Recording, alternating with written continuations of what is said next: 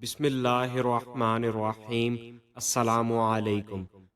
پیارے دوستو، حضرت عباس علمدار وہ شخصیت ہیں جو مولا علی علیہ السلام کے بیٹے تھے اور حضرت حسین علیہ السلام کے بھائی تھے۔ آپ حضرت عباس علیہ السلام کا یہ واقعہ سننے کے بعد لرز اٹھیں گے کہ کس طرح یزیدی فوج نے آپ پر ظلم و ستم کیے۔ حضرت عباس خیمے میں بیٹھے ہیں، بی بی سکینہ کو دیکھ رہے ہیں۔ بی بی سکینہ حضرت عباس کے قدموں میں گر پڑتی ہیں۔ حضرت عباس فرمانے لگتے ہیں، بیٹی سکینہ کیا ہوا ہے؟ عرض کی، چچا جان، میں نے سنا ہے کہ ہم حوض کوثر کے مالک ہیں، مگر یہ کیا ظلم ہے کہ آج ہمارے لیے نہر فرات کا پانی بند کر دیا گیا ہے۔ چچا جان، کیا ہم اسی طرح پیاس سے ایڑیاں رگڑ رگڑ کر مر جائیں گے؟ میرے حلق میں پانی کا ایک قطرہ تک نہیں گیا، میرا حلق خشک ہو چکا ہے۔ خدا کے لیے کہیں سے 2 گھونٹ پانی لا دیں۔ سیدہ زینب نے بچی کو گود میں لیا اور کہنے لگیں، بیٹی رونا بند کرو، صبر سے کام لو، یہ اللہ تعالی کی طرف سے ہمارے لیے آزمائش ہے۔ حضرت عباس علمدار نے بی بی سکینہ کے سر پر ہاتھ پھیرا اور فرمایا، بیٹی گھبراؤ نہیں، میں ابھی پانی لاتا ہوں۔ حضرت عباس اٹھے، تلوار اٹھائی، مشکیزہ کندھوں پر رکھا اور گھوڑے پر سوار ہونے ہی والے تھے کہ حضرت امام حسین نے روک لیا اور فرمانے لگے، میرے بہادر بھائی کہاں جا رہے ہو؟ حضرت عباس فرمانے لگے، اب بچوں کی حالت دیکھی نہیں جاتی، سکینہ 2 گھونٹ پانی کو ترس رہی ہے، نہر فرات سے پانی لینے جا رہا ہوں۔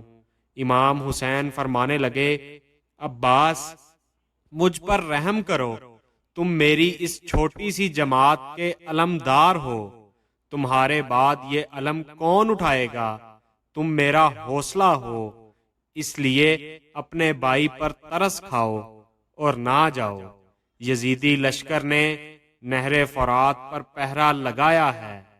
جناب عباس علمدار نے نواسہ رسول کے پاؤں چومے اور فرمانے لگے، یا حسین، میں بھی جانتا ہوں وہاں جانے کا مطلب موت کے سوا کچھ بھی نہیں ہے، لیکن جو موت اللہ کی راہ میں آئے وہ ہنس کر قبول ہے۔ ایسی موت پر ہزاروں زندگیاں قربان ہیں، آپ فکر نہ کریں، جب تک عباس کے جسم میں جان ہے حق کے اس علم کو گرنے نہیں دوں گا۔ حضرت امام حسین علیہ السلام کی آنکھوں سے آنسو جاری ہو جاتے ہیں اور فرمانے لگتے ہیں، اچھا عباس، تو چلے جاؤ، پہلے دشمنوں سے پانی طلب کرنا، شاید کسی اولاد والے کے دل میں رحم آ جائے اور بچوں کی جانیں بچ جائیں۔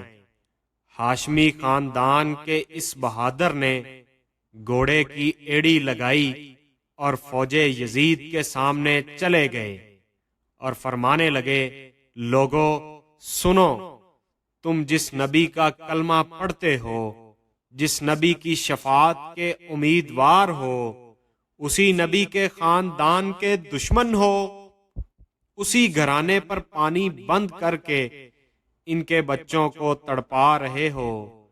میں تم سے کہتا ہوں، اللہ سے ڈر جاؤ، مجھے اپنی جان کی پرواہ نہیں ہے، میری درخواست ہے کہ ہمارے بچوں پر رحم کرو اور ان کے لیے تھوڑا پانی دے دو۔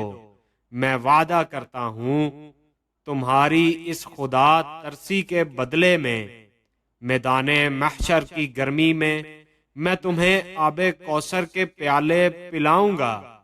لشکر یزید سے حریثہ بن زید بولا، کہنے لگا، عباس، جو کچھ تم کہہ رہے ہو بالکل ٹھیک کہہ رہے ہو، مگر پانی ملنے کی ایک ہی صورت ہے یزید کی بیعت کر لو۔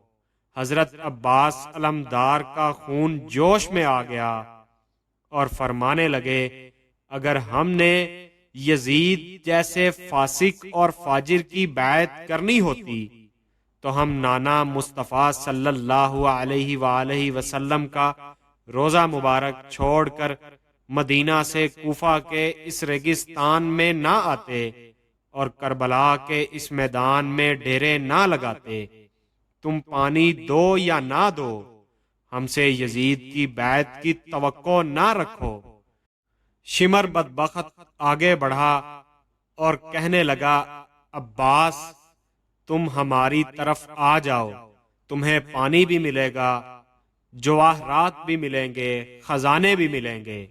یہ سن کر حضرت عباس علمدار کی آنکھوں میں غصہ آ گیا اور فرمانے لگے، تم مجھے اس نہر فرات کے پانی کے لالچ دے رہے ہو؟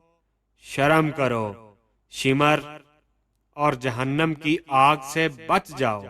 حضرت عباس نے اپنے نیزے کو ذرا سا ہلایا تو شمر کتے کی طرح واپس بھاگ گیا۔ حضرت عباس نے گھوڑے کی ایڑی لگائی اور دشمنوں کی صفوں کو چیرتے ہوئے اور کئی یزیدیوں کو قتل کر کے نہر فرات کے کنارے پہنچ گئے۔ پانی پینے کے لیے چلو بھرا تو بی بی سکینہ کی پیاس یاد آ گئی اور پانی گرا دیا۔ گھوڑے کو حکم دیا کہ تم پانی پی لو، اس نے بھی نہ پیا۔ پھر حضرت عباس علمدار نے پانی کا مشکیزہ بھرا اپنے کندھوں پر رکھا اور خیموں کی طرف دوڑے۔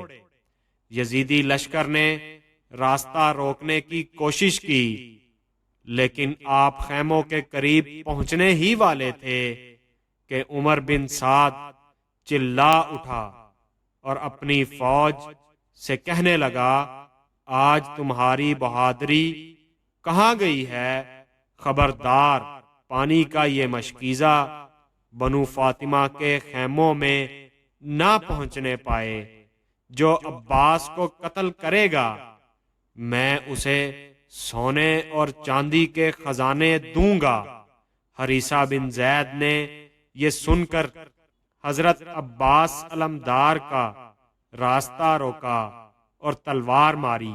حضرت عباس نے مقابلہ کیا، جس سے حریثہ بن زید کی تلوار کے دو ٹکڑے ہو گئے۔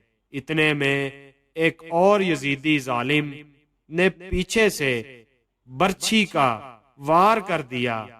حضرت عباس نے اسے بھی تلوار ماری اور اس کے دو ٹکڑے کر دیے۔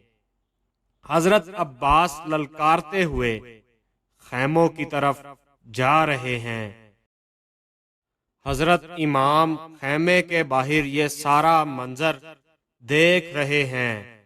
بی بی سکینہ خیمے کے اندر پانی کا انتظار کر رہی ہیں۔ بی بی سکینہ کہنے لگیں، وہ دیکھو میرے پیارے چچا جان پانی کا مشکیزہ لا رہے ہیں۔ لیکن بی بی سکینہ کی یہ خوشی اچانک ہی ختم ہو جاتی ہے۔ فوج یزید میں ایک ظالم آگے بڑھا اور حضرت عباس علمدار کے تلوار ماری، جس سے آپ کا دایاں بازو کٹ گیا۔ آپ نے مشکیزہ بائیں ہاتھ میں تھام لیا اور نکلنے کی کوشش کی، مگر ایک اور ظالم نے وار کیا اور آپ کا بایاں بازو بھی کٹ گیا۔ آپ نے مشکیزے کا تسمہ دانتوں میں پکڑ لیا اور دوڑنے کی کوشش کی کہ کسی طرح مشکیزہ خیموں میں پہنچ جائے۔ عمر بن سعد نے آواز دی، ساتھیوں مشکیزے کو چھنی کر دو۔ تیروں کی بارش ہونے لگی اور مشکیزہ پھٹ گیا۔ حضرت عباس علمدار کو بھی تیر لگے اور آپ گھوڑے سے گر پڑے اور آواز دی، یا حسین میرے پیارے بھائی مجھے سنبھالنا۔ امام حسین دوڑ کر گئے، حضرت عباس علمدار کو جولی میں اٹھایا اور فرمایا عباس آنکھیں کھولو۔ حضرت عباس علمدار کی آنکھیں کھلیں اور کہنے لگے یا حسین بیٹی سکینہ کو کہنا مجھے معاف کر دے، میں اس کا وعدہ پورا نہیں کر سکا، اور امام حسین کی جولی میں جان دے دی۔ پیارے دوستو، اگر ویڈیو اچھی لگی تو چینل کو سبسکرائب کر دیں اور گھنٹی کے بٹن کو دبا دیں تاکہ آنے والی ہر ویڈیو آپ تک بآسانی پہنچ سکے۔